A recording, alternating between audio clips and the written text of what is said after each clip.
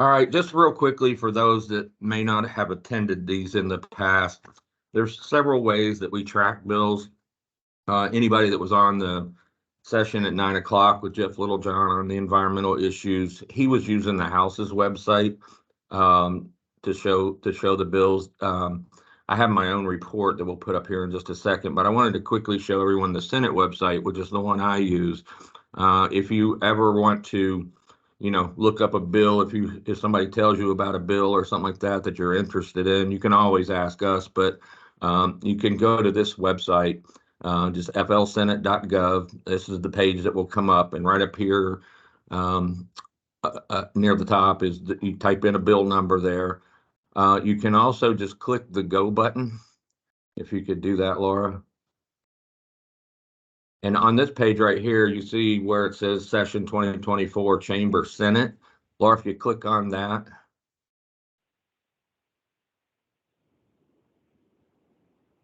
Does it have a drop down? It does. Senate, House, and Senate and House. Do you guys not see that? I'm not seeing it. No. Okay.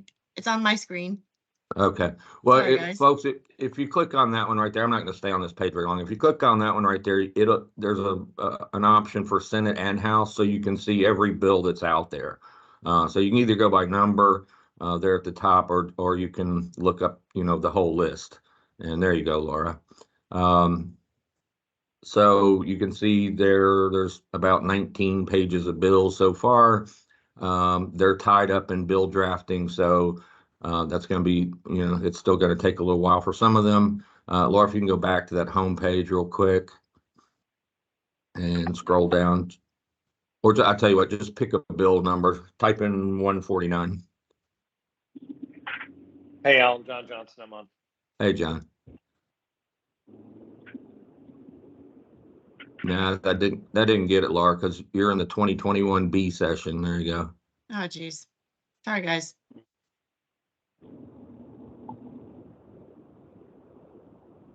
Okay, so this is a bill we'll talk about in just a second, but you can see down there near the bottom, you can get the bill history, which is everything that's happened to date.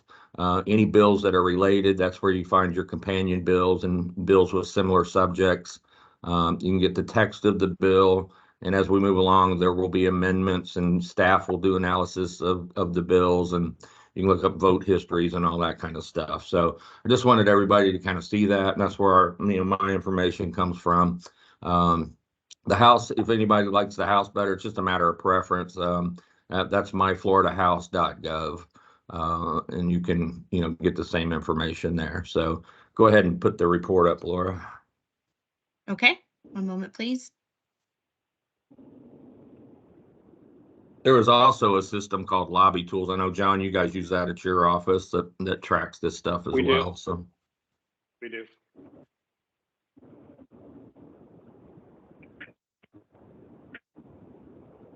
All right, so we'll get started here with House Bill 619 by Representative Kaylee Tuck. This is sovereign immunity for professional firms. For those who haven't heard us talk about this one yet, this is our bill. The Senate bill has not yet been filed, but it's in bill drafting. This is to take care of a court in the 4th District here in Florida ruled that CEIs that are working as sub consultants do not have sovereign immunity protection because they don't have a direct contractual relationship with the owner. They've enjoyed that protection for at least 15 years, I think 16 years or so, when that language was put into statute. So we're clarifying in the statutes that they do have sovereign immunity protection. The court decision is currently under appeal, but we're not expecting a decision until this summer. So we wanted to go ahead and get that clarified before the appeals court rules.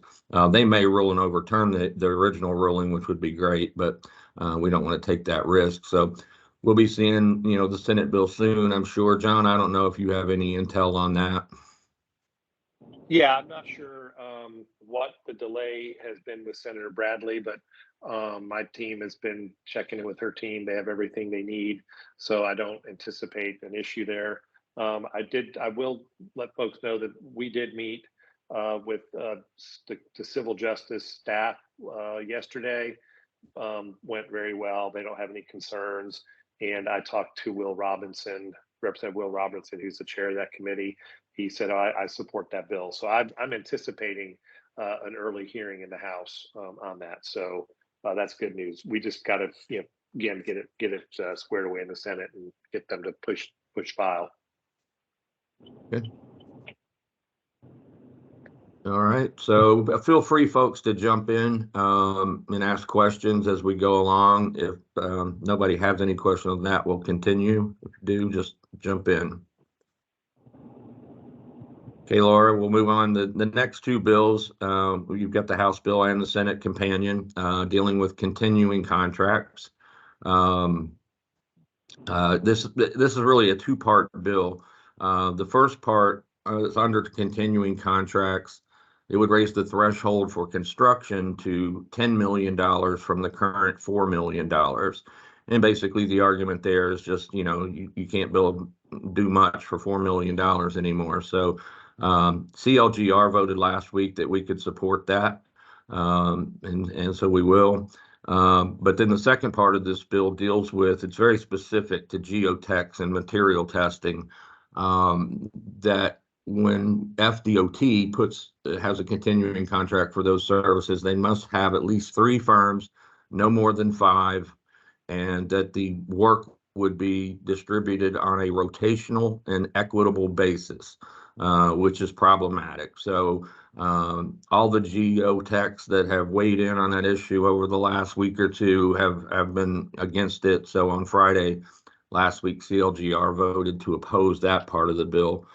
John and I both have reached out to Representative Alvarez to go by and talk with him. I think it's going to be a phone call now because I think most of them, if not all of them, have left town now and for the holidays. And so we'll get with him by phone and just let him know, that we like part of his bill, we don't like the other part. So, and the same with Senator DeSigley. We'll be contacting his office to let him know as well. I think we're also reaching out, John, to ABC, who's behind the change in the construction threshold, but I don't think they don't have a dog in the fight on the geotech part. So that's coming from FTBA. And I need to talk with the NAMP just to see what their issue is with that and why they're getting involved with geotechs and their procurement. So, but we will do that and we'll follow up. None of these bills, except for one, which we'll get to in just a second, have been heard by any committees as of yet. They've all been referred, but none of them have shown up on a calendar, sans one. So any questions on the continuing contract bill? No. All right, Laura, moving on. Oh, do we have a question? Yeah, I had a question. This is Joe with Tierra. What was the intent of that bill as it related to the hiring the 3 to 5 geotechs? Do they mean one contract that they would hire 3? I mean, there's multiple contracts in all the districts now that have multiple firms on them. So I'm not sure what the intent is really. Again, I need to talk with the NAMP just to see for sure, but my understanding is somewhere down in South Florida, there's either a continuing contract that only applies to one firm, or there's one firm that there's multiple firms involved, but there's one firm that's getting all the work. But that's all I've heard. I haven't heard that from a NAMP. I've heard it through, a NAMP told somebody who told somebody, and then I hear it. But I will get with a NAMP and see exactly what the issue is. Our side of it is basically, leave DOT with the with the option. Currently, if they wanted to, they could do a continuing contract with just one firm, or they can do it with 3 or 5 or 10. It's up to them, and then distribute the work. Hopefully, based on who's the most qualified to do it. And we just don't think that this needs to be set in statute, that DOT needs to do what DOT does and doesn't need these types of restrictions. Okay. Thank you, sir. Sure. All right, so the DOT bill. Okay, we had looked at this bill. The only thing we were really questioning was the the prohibition that, or restriction that no more than 20% of the annual revenue into the transportation trust fund could be used for transit projects. And we've seen that one before for the last several years, actually.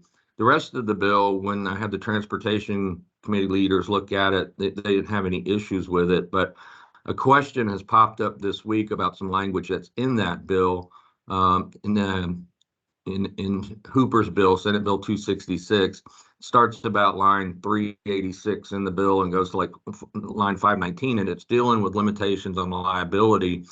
And a couple of people have expressed concern that it would eliminate, the liability protections for the individual engineer. But again, it wasn't picked up in the initial review. So I've sent that to our general counsel to get his opinion. I just sent it to him yesterday afternoon. So I'm waiting for a message back from him. Obviously, that would be problematic if that's the case, but I just don't know if that's the case at this point. I read it again last night and I don't really see it, but I'm not an attorney and don't have to argue over this kind of stuff in court. So we'll see what Kurt Brown has to say when he weighs back in. But as of now, we question the 20% cap on the transit projects, but it doesn't seem problematic other than that, pending Kurt's review. So, and is where we're at on that one. Large scrolling Alan, down. this may be a DOT question, but I mean, I don't think historically DOT's ever come anywhere close to 20% on transit projects. When you think about, their $10 billion program, they provide support to, transit agencies. But I mean, do we have any sense as to, and I'm sure DOT does have that sense. Maybe that's something we ought to look into. It may be 20% may be such a high bar that it doesn't make it would never affect their yearly budget, which would make me ask the question then maybe pessimistically, why is it in there at all? Right. Well, that's a good question, and we've had that question in prior years about that. It seems like language that's in search of a problem, because everybody will say the same thing, that we never go over 20%. And I don't know exactly how, it's coming from FTBA, so I don't know exactly how they chose that number. They've worked a lot over the years to limit the amounts of money that go to things other than construction of roads and bridges. And obviously that's, what they do. They're road builders, but it doesn't make a whole lot of sense. And that's probably why it hasn't passed over the last few years, because it seems like it's just language in search of a problem rather than actually having a problem that we're trying to solve. So. Do we think that perhaps it's trying to be a bit proactive in terms of accepting federal dollars that get added to the work program in terms of a high-speed rail project or something that would lopsidedly direct more money towards transit rather than regular transportation projects? It very well could be. I know that, not only in Florida, but, nationally, the road builders are concerned about the monies that are being directed towards transit projects. And, so here in Florida, it looks like, I think you're right, it's kind of a preemptive move to put a cap on it. And, obviously then once you get a cap of 20% is, the number, you can change that. And once you have it in the statute, you could take it to 15, you could take it to 10%, that kind of stuff. So that's the reason we're questioning it is, what are we trying to do here? So it's part of the conversation I need to have with Anance. I know in my experience, there's consistently pressure to give, and subsidize public transit type costs. So I know this says a project, but it could be, buses and operation and maintenance costs and all, could snowball into those things too. Yeah, that's very true. And we know it maybe not so much at the state level, it's there, but not to the extent it is at the national level. The push towards transit. We've got a lot of people in this country that have to be moved around, and the roads are full in many places, and there's they're not as lucky as we are in Florida, that a lot of the states don't have the resources to keep their roads up to speed, so to speak. So there is a big push nationwide for transit and money for transit, and so we're seeing the road builders react. Yeah, and Christina makes a good point. I mean, it could even be, BRT projects that run on roads, but that, are more technology related projects or purchasing of, low emission buses and things. So yeah, there's something behind it. Right. All right. So moving on, we've got a couple of bills here. This actually extends onto the next page too, Laura, but Senate Bill 382 and House Bill 497 deals with continuing education requirements. That bill basically, the part we don't like about it is that it says that if you have a professional license and you have it for at least 10 years, you no longer have to, you no longer have any continuing education requirements. Obviously, we don't like that on our side. And, as a matter of fact, the bill was up for the first meeting, its first committee meeting yesterday, and the architects were removed from the bill. John spoke to Senator Hooper yesterday, and he has agreed at their next stop they will take the engineers out as well. And Lauren Mello is the sponsor, Alan, in the House. I've got a decent rapport with her. I was going to call her just to get it on her radar screen. Yeah.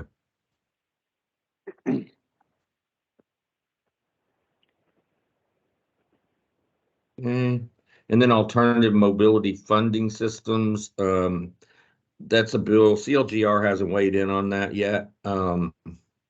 But basically it affects impact fees from local governments. I've got to believe it's the home builders. I've worked with them for 25 years, and they don't like impact fees, but we do, because it helps pay for the roads, for the needed improvements for the people that are going to be moving into a development or shopping center or whatever the development may be. But anyway, so CLGR meets immediately after this call. So I want them to address the continuing education. That one's kind of popped up here quickly, and then take another look at this impact fee bill to see if we want to take an actual position.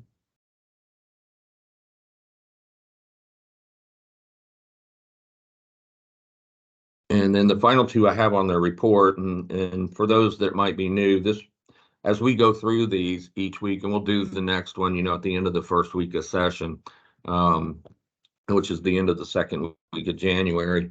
There'll be bills that are added to this report. There will be bills that come off the report. For instance, if we get out of that continuing education bill, I'll quit reporting on it. So it's kind of a live document that changes each week. The last two that I have on here for today deals with sovereign immunity, different subject than what I just discussed about the CEIs. But what this one does, the current statutory limits on sovereign immunity are $200,000 for a single incident, $300,000 aggregate, for a government agency. Our CEIs do enjoy that coverage. The prime CEI is in no danger from that court case that relates to the ones who are sub-consultants, but currently they enjoy the protection as well. So what this bill does is it raises that amount from 200,000 to 400,000 for a single incident, and I believe it takes the aggregate to 600,000, which is a smaller increase than we've seen in the last few years. This bill has popped up the last 3 or 4 years, and I've seen them set that limit at $1 million. I think one year it was $5 million. But the problem is, if you raise that, it's going to increase the liability for our CEIs, whether they're primes or subs. So CLGR has voted to oppose this bill, but I need to go talk to Senator Brodeur. I think he'll understand. For those that don't know, Senator Brodeur's dad is Tim Brodeur. He's retired from AECOM. He served as our president back about 2015, I believe. So Senator Brodeur is a good friend of ours, and just need to chat with him about it, make sure he's aware of that. Again, the argument on that side is, it's been the amount's been $200,000 for decades, and it's never increased. And there are people that are harmed by the actions of local governments or local government employees, and so that's the reason for the push.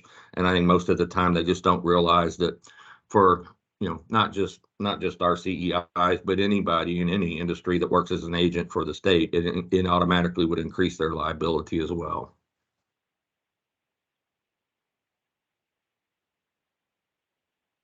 And then the only other thing I got, I know Jeff probably addressed this or did address it briefly in his program this morning, but the ratification bill for the stormwater rule.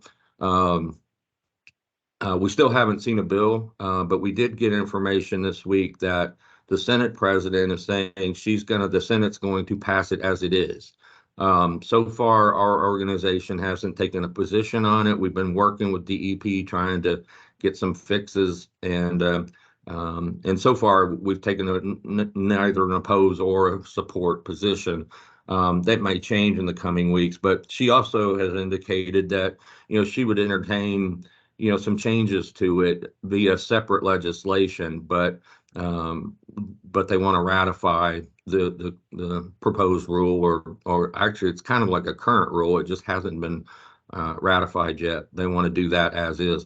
I haven't heard anything yet from the House as to what they're planning on doing, and I'm sure there's at least some developers and home builders and others out there that don't like it. And in its current form, it requires a 55% reduction in phosphorus and nitrogen, which means much bigger storm ponds. I know DOT has had some problems with it, but there's language in there now that basically would put most of their projects off for at least 2 or 3 more years before they would be subject to it, which would give us some additional time to work on it, and either legislation or additional rules. So that one's still coming. We also have some language that Angelina Fairchild has sent, and she's our liaison with the Board of Professional Engineers. The board just has some issues with some outdated statutes and stuff that they'd like to clean up. So I spoke with Zana yesterday about that, and about that continuing ed bill we just discussed, and so we're going to try to help with that as well. If there's a repealer bill or something out there, because that's all this is just cleaning up some language that they can't even enforce anymore, and doing some things like that. But I'll send it over to you, and we'll chat about it. Okay.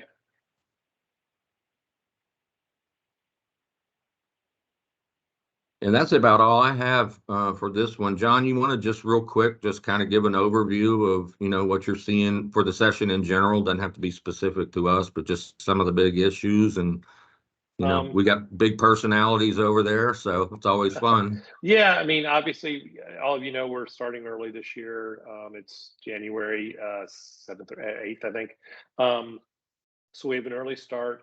Really, the big issues that the Senate president is going after is her Live Healthy initiatives. So there'll be a good bit of healthcare discussion out there on the docket, and I'm pretty sure that the House is going to follow suit on it.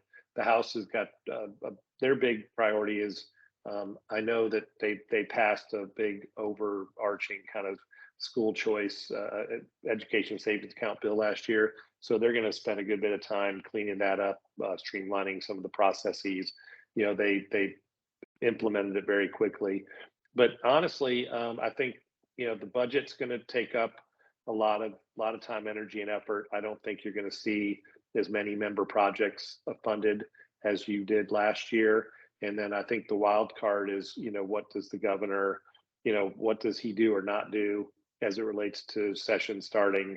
Does he weigh in, or not? If those observing it, if he, for some reason, falls short, stumbles, and ends up withdrawing from the presidential race. A lot of people are trying to prognosticate on what his reception is going to be back with the legislature, whether they're going to have a cool reception to his stuff, or whether whether they're going to still let him get some priority stuff done. But I think beyond that, I think a lot of people are predicting that it's going to be a pretty light session as far as a significant number of bills filed. There just does not seem to be any real burning issues that are where their hair is set on fire. All right, thank you, John. Alan, we I'm have sure- a question from Scott. Okay, hey, Scott. Hey, following up on the CCNA exemption for higher ed last year, what are we doing anything? Are we proactively doing anything or working with them to do anything to track performance like we had mentioned last year? Is something to try to follow up on that? John, that might be something we will follow up with Ray Rodriguez. And Scott, I've chatted with Becky a little bit about the problems that our universities are having now. And, for those that don't know, sure most people do, last year, legislature passed legislation that exempts the state university system from the CCNA requirements. And a lot of other things. They changed a lot of how they procure construction and do all of that. And so they've got a lot of projects that are on hold now and that sort of thing. So we're trying to determine exactly what the problem is. But to be honest with you, Scott, we need to double back with Ray Rodriguez, the chancellor. And if we want to try to do a study or something like that, he had said, we could. And we'll see if he's still in that same position. But it's another one for the list, John. Yep. Did AIA, you mentioned talking to Becky, we sent a letter having comments on the proposed changes that they were going to make to the procurement rules last year, and we got nothing. We got no response, and they didn't change what they were going to do based on anything we said. Right. Did AIA have any traction, or have they had any follow-up meetings with the state? No. Yeah. Okay. Well, they've been working on it more, and we know that that the university system's very important in their world. But yeah, they've continued, but they're getting the same reaction, and like I've told Becky, they got the bill passed. I certainly expect they're going to move forward the way they want to move forward.